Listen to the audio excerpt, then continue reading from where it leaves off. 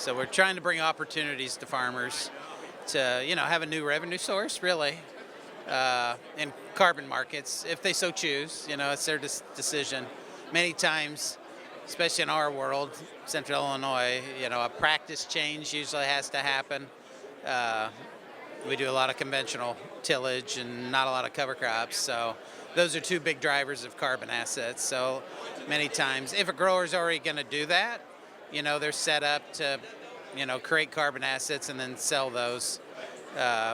We feel good about our program because it's, I'll call it very legitimate. So we work with Indigo. They're the only ag carbon market that's registry approved, which means a third party is going to certify those carbon credits. They're worth more on the market, and we share 75% of that value to the farmer. So a high percentage goes to the farmer, which is good. How does this all work? If a farmer is interested in, if you've said something that he's interested Yeah. in, what does he do, and what does he have to do, and what eventually happens? Yeah, so, he talked to one of our local FS crop specialists or member companies, show interest. We'd walk them through the details of the program. They'd sign a contract. And then really any carbon program, it's about the data and the practices on the field.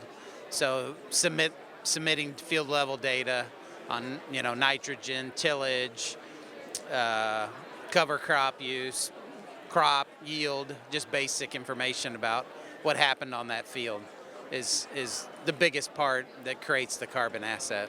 And then what happens? He gets a big check? Yeah, so we'll submit that data and they'll run it through a model to calculate how much additional or new carbon the grower sequestered on that field. It gets put into a pool that's sold to outside buyers. Microsoft is one of the buyers. I think there was just an announcement today that Honda, is a new buyer of these carbon assets.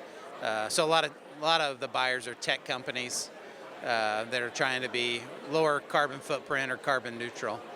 So GROWMARK's the intermediary between the farmer and those multinational corporations that want credit for being more energy and environmentally friendly. Yes, yeah. Trying to kind of connect those people that are looking for those assets, those carbon reductions, and to the farm gate, right?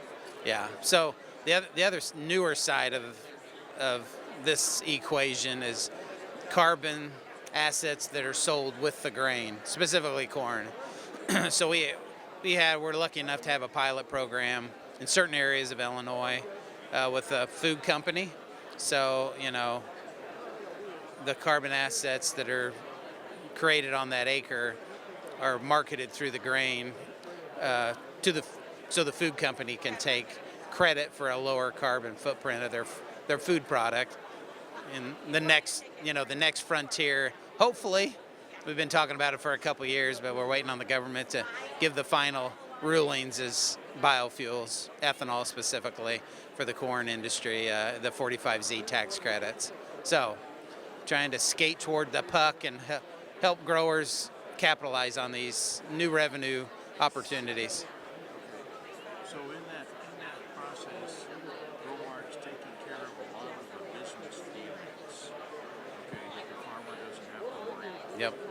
Tracking all the information, making sure that the T's are crossed, the I's are dotted, and all of that. Yes. So we would help growers understand the programs, what's required, help them submit the data, and then do some of that back office work to make these things real. What is the eventual return to the farmer? Is it $1 an acre, or what is it? What's it worth? Yeah. So I would say today, growers in our world, Central Illinois, could look at $20 to $30+ an acre return on these programs. Depends on the program you get into, what practices you're willing to adopt to create these carbon assets. But that's a ballpark number for guys to consider. Okay. Yep. The local GROWMARK member company will have somebody who's an expert in this and can converse with a farmer and take care of all of this. Yeah, they'll have somebody that if a grower contacts the local FS, they can get them in contact with someone that can walk them through the process and get them enrolled. Yep. What have I not asked about that farmers would say, why didn't he ask that question? Well, I think from the carbon side, you've asked most of that. The other thing that we're kind of driving, especially in this farm economy that we have, growers got to get as many bushels as they can on the acre. Good agronomy is always standard, but biological products seem to be the next frontier, driving some yield advancements. So,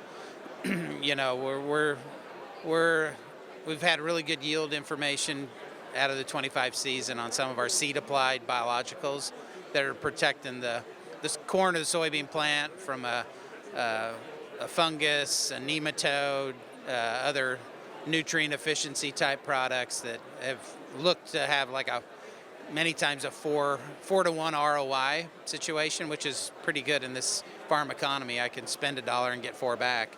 That's a good ROI that we're excited about, kind of taking yield to another level or new frontier in the future.